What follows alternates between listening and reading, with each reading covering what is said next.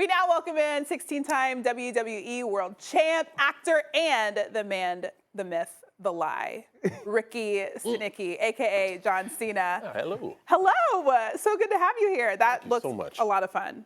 It looks hilarious. It was a bunch of fun to do, and I hope everybody goes on Prime Video and watches Ricky Stanicky and laughs as much as we did. Yeah, I'm very excited to watch it.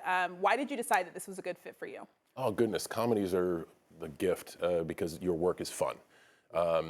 Man, it's just, you make each other laugh all day, but the hard work comes now where we hope our jokes land with the audience. So I'm really excited for it to get out to the world, and you know, we're out tomorrow, and it's just a very exciting time. I hope everybody has a lot of fun watching this movie. You know, John, playing Ricky Stanicky was like acting within acting because he was a big lie. So you have to become this character for these three dudes who's been lying to their wives, their mothers, and everybody else to use you as an excuse to go have fun.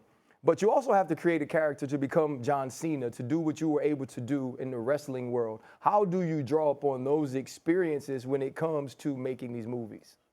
First, great point. Second, great question. I always say my time in the WWE has prepared me for life.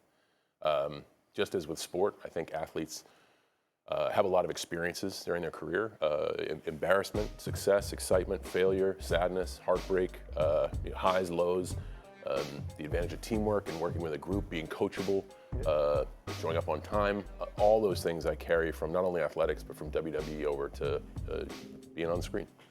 Why? Because I feel like it's a very hard transition to make for a lot of people. I'm sure a lot of athletes, former athletes, would love to be doing what you, The Rock, et cetera, are doing. Why did you think it would be a good fit for you? Well, because I love this, and I can't believe it qualifies as a job. I think any growth is hard.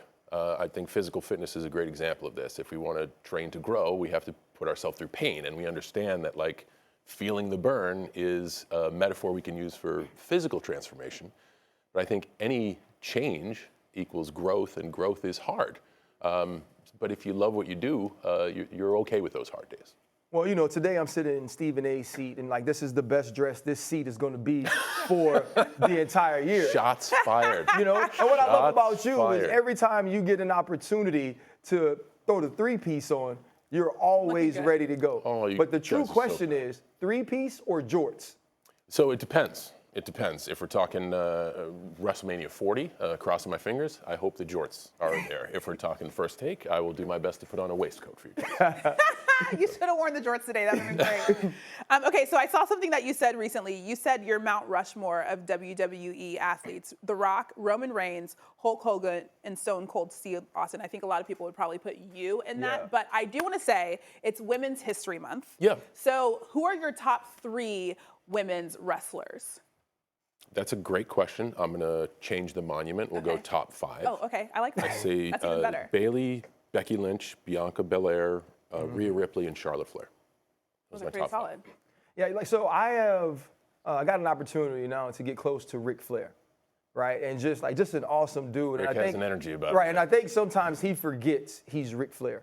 You know, and like every room he walks into, people are excited to see him. It's the same thing for the John Cenas, the same thing for The Rock. You mentioned comedy being a gift.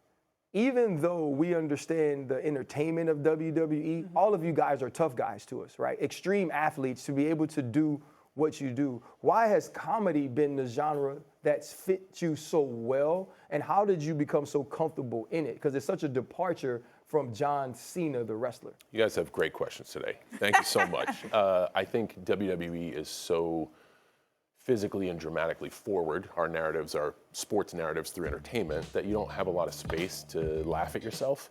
But if you looked at my existence in WWE, there are plenty of moments where I don't take myself seriously, the jorts being one, the joke of I'm still invisible being another. So this is a chance for me to just show another dimension of your person. When you're with somebody like Ric Flair, you do get the Ric Flair experience when you spend time with him, but there's also a deeper human to Ric. And I think opportunities like this allow me to just show a little bit more who I am.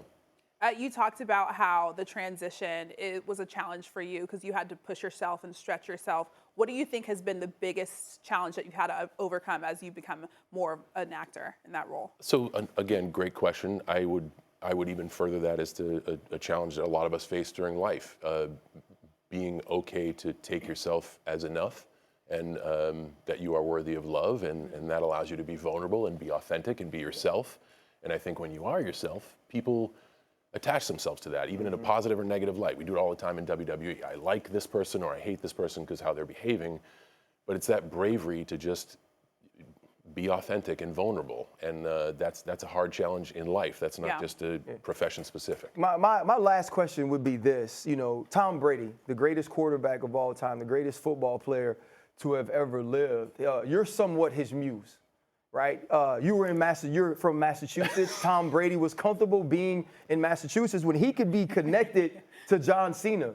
John Cena now makes his home in Tampa, and lo and behold, Tom Brady follows you there and wins the championship.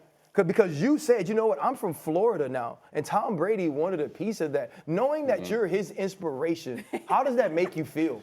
Well, fan fiction is a strong thing, and I sense, Tom's a very creative guy, is not only an accomplished athlete, and I sense maybe a buddy comedy on the horizon. So, Tom, if you're listening, I'm available, and I take all calls, especially from Tom Brady.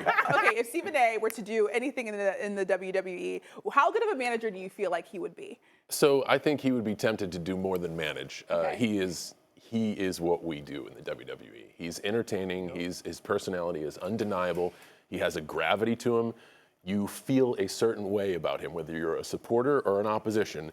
He is what we try to achieve in the WWE. I think that's why we have such great mutual respect for each other. I saw him at WrestleMania last year. He's always so kind to us and so kind to everybody in our locker room, and I think that's because we're kind of all in the same game. Awesome. One more thing. Sure. What are we going to get out of Ricky Stanicky? We saw the preview. What are you gonna get? What are you gonna get? Hopefully you laugh. Ricky Stanicky, the trailer is great. I'm laughing already just watching it. Hey, just watch Ricky Stanicky. It's on Prime Video. We're coming out tomorrow. Make sure to watch it, and it's a chance to laugh. Yeah.